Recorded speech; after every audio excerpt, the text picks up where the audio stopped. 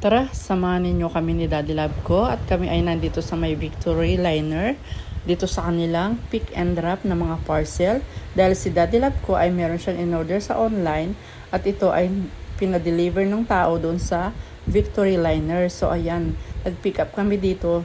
Yan nga yung mga in-order nila. So ang ginawa nila, dito muna sa compartment ng kotse nila tinry yung mga screen. Medyo mahaba nga, hindi kakasya sa compartment ng kotse namin. Sabi nga ni Daddy Love ko, di baling hindi na daw nakasara yung pinto ng compartment. So, ang sabi ko naman, pwede ba nun na hindi nakasara yung compartment? So, ayun na nga, inintay namin si Kuya para maisakay niya yung 3 screen na in-order nga namin dito sa may compartment. Ito-try nga nila kung talagang uubra siya dito na nakalagay. So, ayan, pangalawa na ngayon nilagay niya. And then, kinuha niya pa yung isang screen. So, ayan, si Daddy Love ko, try nang hindi naka-close yung compartment.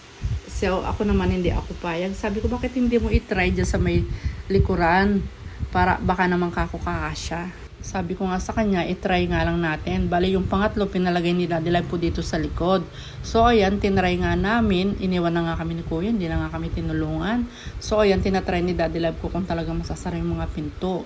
So, ayun, okay naman sila. Masasara naman yung pinto. So, ayun na nga, yung 3 screen nilagay na nga namin dito sa may likurang upuan ng kotse, dito sa loob. Kasi nga, kakasya naman sila lahat. So, ayan, nailagay na nga namin sila para kami ay makauwi na. At ngayon nga, pauwi na nga kami. At kami ay, Diyos ko, kami ay na-traffic dahil sobrang gabi na. At ayun nga, pagka-uwi namin, tinulungan namin yung mga kasama namin, mga nagtatrabaho namin dito sa farm, dahil kami ay magdi-deliver ng mga sisiw. Hindi ko na nga na-video kung yung mga time na kami ay naglalagay dyan sa mga crates. So, bali yung video na to ay nandito na kami doon sa taong umorder ng mga RTL. Kasi nga, ngayong gabi yung pagde-deliver talaga namin para hindi masyadong maging stress yung mga sisiw.